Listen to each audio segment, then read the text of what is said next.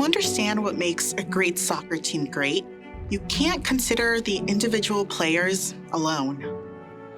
You need to understand how they coordinate and interact, the net effect of them coming together. Interestingly, understanding molecules is not so different. This is real chem.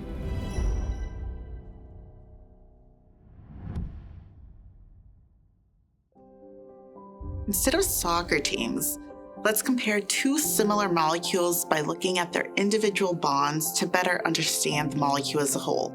Sometimes in chemistry, we must bring together our learning from a number of areas. This is one of them. Use it as an opportunity to test your grasp of the different aspects of molecular and electronic structure. Vamos a mirar juntos. Let's explore.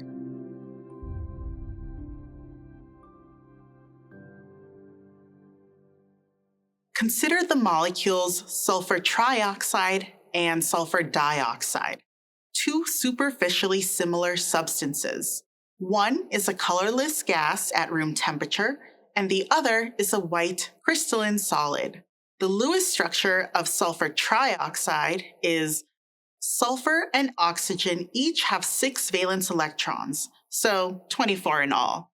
Because sulfur is less electronegative, it goes in the middle. Now, let's put in lone pairs on each oxygen. The sulfur doesn't have an octet, so let's convert a lone pair on one of these oxygens to a bonding pair. But remember, sulfur is able to expand its octet. It will do this if it can minimize the formal charges. If we assign formal charges to the atoms in this Lewis structure, we find the two oxygens each have a -1 formal charge, and sulfur has a +2 charge. Not great. If we convert 2 more lone pairs to bonding pairs, the formal charges on every atom goes to 0.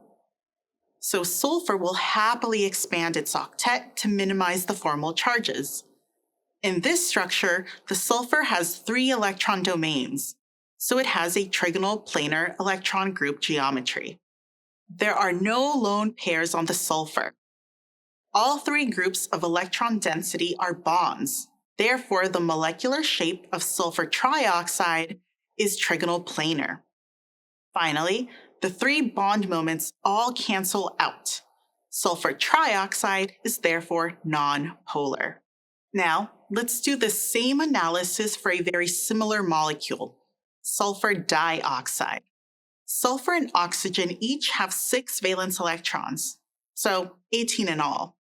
Sulfur is less electronegative, so it goes in the middle. Now, let's put in lone pairs on each oxygen. We have only used 16 electrons, so let's put a lone pair on the sulfur to get up to 18.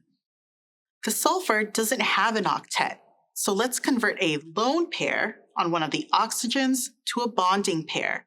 But again, remember that sulfur is able to expand its octet. In this Lewis structure, the sulfur has a +1 formal charge and oxygen has a -1 formal charge. We can reduce these both to 0 by converting an oxygen lone pair to a bonding pair. Just like sulfur trioxide, the sulfur again has 3 electron domains. The electron group geometry is trigonal planar. However, unlike sulfur trioxide, one of the electron domains is a lone pair, so the molecular shape of sulfur dioxide is bent. Finally, the 2 bond moments don't cancel out. As a result, there is a net dipole moment, and the sulfur dioxide is polar.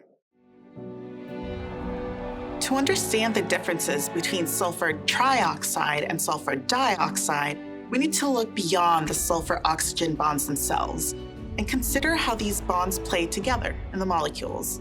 It's like analyzing a great play in soccer. It only makes sense when you consider how the players work together. So explore and remember to have fun.